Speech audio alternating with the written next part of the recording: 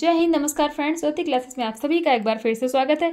Friends, जैसा कि आप सभी को पता है, हम पढ़ रहे थे हमारी क्लास 7th की बुक का चैप्टर 16, जो कि हमारा क्लास 7th की लास्ट टॉपिक था। और उसमें हम पढ़ रहे थे क्या, धुलाई कला।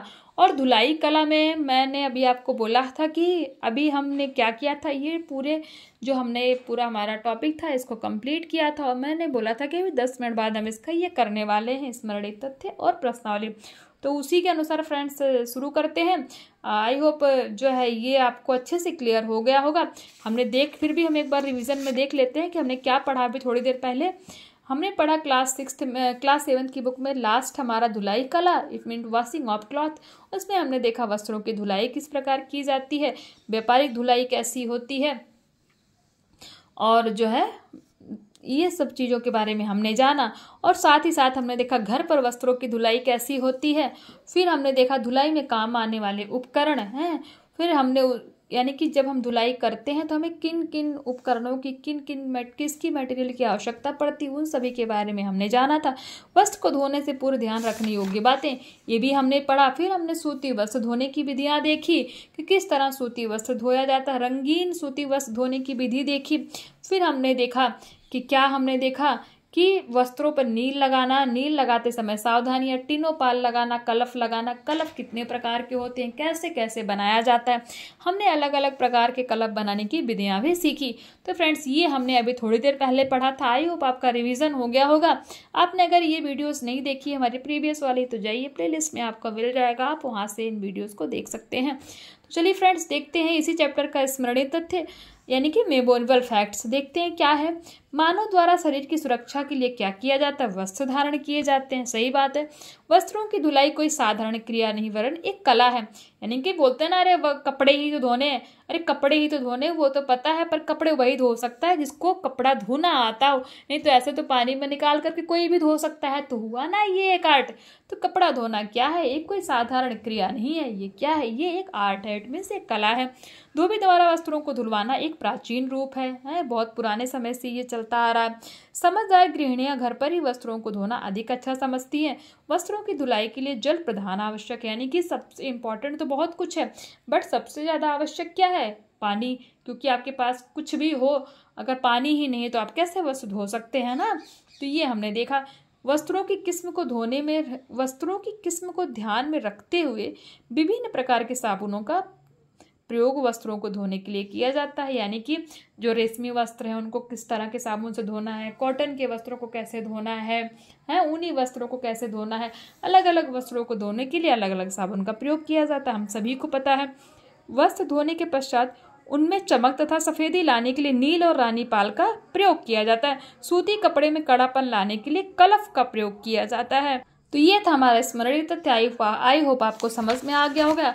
अब इसी के साथ साथ देखते हैं इसी चैप्टर का हमारे प्रश्नावली। इसमें देखेंगे बहुविकल्पी में हम देखते हैं सही विकल्प पर सही का चिन्ह लगाएं। देखते हैं पहला, घर पर वस्त्र धोने से क्या है, धन की बचत होती है, खाली समय का सदुपयोग होता है, कपड़ों की सुरक्षा होती है, या फिर ये सभी। तो ये सभी होता है घर पर वस्त्र धोने से काम आने वाले उपकरण। यानी कि जब आप वस्त्र धो रहे हो तो आपको किन किन चीज़ों की जरूरत पड़ती है, जल, साबुन, टब, मग, ये सभी तो वस्त्र धोने में काम आने वाले ये सारे ही उपकरण हैं। यानी कि जब भी हम वस्त्र धोते हैं तो हमें जल भी चाहिए, साबुन भी चाहिए, टब भी चाहिए, मग भी चाहिए। तो हमारा आंसर क्या हो जाएगा, ये सभी।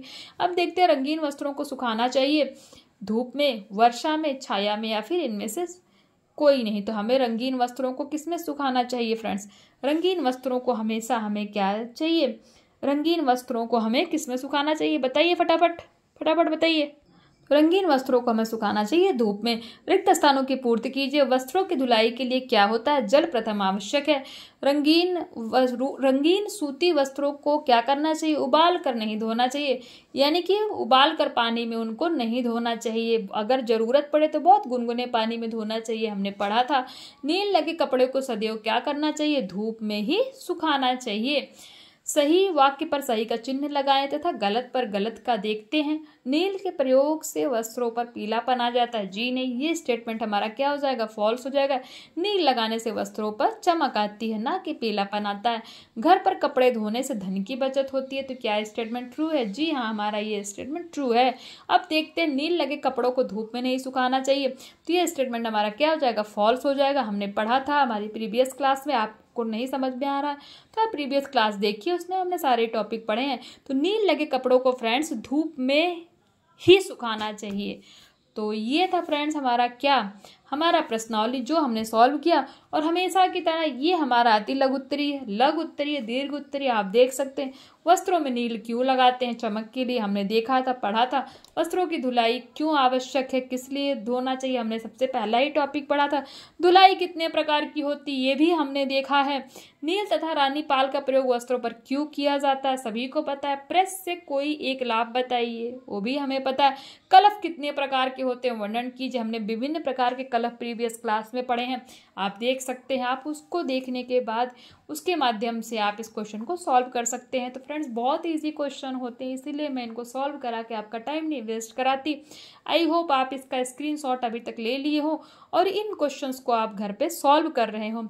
तो फ्रेंड्स जो भी अभी होम साइंस से रिलेटेड एग्ज़ाम की तैयारी कर रहे हैं या फिर जो भी यूपी टीजीटी पीजीटी का एग्ज़ाम जिनका अप्रैल में है वो उसका रिवीजन कर रहे हैं, उनके लिए भी, और जो हमारा होम साइंस पढ़ना जिन्होंने स्टार्ट किया है यानी कि जिनका बेस अभी बनाना है उनके लिए भी, ये सभी के लिए ये वीडियोज़ जो है बहुत ही हेल्पफुल होने वाली है। तो प्लीज़ आप सभी इस वीडियो को अपना सपोर्ट कीजिए हैं और बताइए, हमें अपनी राय दीजिए कि आपको ये वीडियोस कैसी लग रही है। जो भी एग्ज़ाम की तैयारी कर रहे हैं, जो भी रिवीजन कर रहे हैं, जो भी अपना बेस बना रहे हैं यानी कि होम साइंस में अपना करियर बनाना चाहते हैं, तो बोलते हैं ना फ्रेंड्स, जब तक आपका जो न्यू ही अच्छी ना हो तो छत क्या उस पर बनेगी।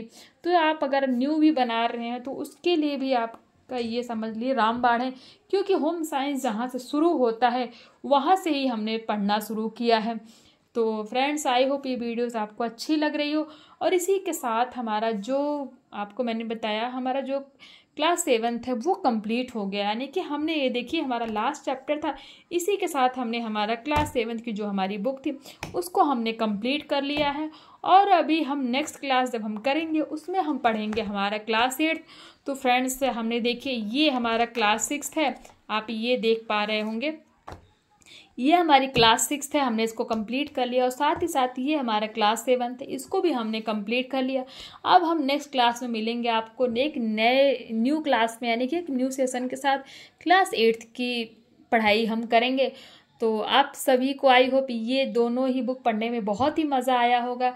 और मैं फिर बता रही हूँ, जिन्होंने अभी तक हमारी प्रीवियस वीडियोस को नहीं देखा, इन दोनों बुकों को नहीं पढ़ा है, तो टेंशन वाली कोई बात नहीं फ्रेंड्स। आप प्लेलिस्ट में जा करके इनमें जितने भी चैप्टर हैं इन दोनों बुकों में, क्लास 6 में, क्लास 7 में, उसमें जितने भी टॉपिक हैं वो सारे ही टॉपिक आपको बहुत ही डिटेल में कराए गए हैं। आप उसके माध्यम से अपनी पढ़ाई कंटिन्यू कर सकते हैं। और हम स्टार्ट करने वाले हैं हमारा क्लास 8 की बुक। तो फ्रेंड्स आई होप ये वीडियोस आपको अच्छी लगी हो और चीज़ें समझ में आई हो, आपके माइंड में फीड हुई हो। तो चलिए फ्रेंड्स इसी के साथ मिलते हैं एक नई न्यू क्लास में, न्यू सेशन में हैं। तो तब तक के लिए जय हिंद, नमस्कार। और हाँ, वीडियोस पसंद आ रही है तो चैनल को सब्सक्राइब कीजिए, बेल आइकन प्रेस कीजिए और इन वीडियोस को ज़्यादा से ज़्यादा अपने फ्रेंड के साथ शेयर कीजिए, जिससे कि उनकी भी हेल्प हो सके, उनकी भी पढ़ाई में कोई बाधा ना आ सके। चलिए फ्रेंड्स मिलते हैं नेक्स्ट क्लास में न्यू सेशन के साथ। तब तक के लिए जय हिंद, नमस्कार। हंसते रहिए, मुस्कुराते रहिए और एक दूसरे की हेल्प करते रहिए।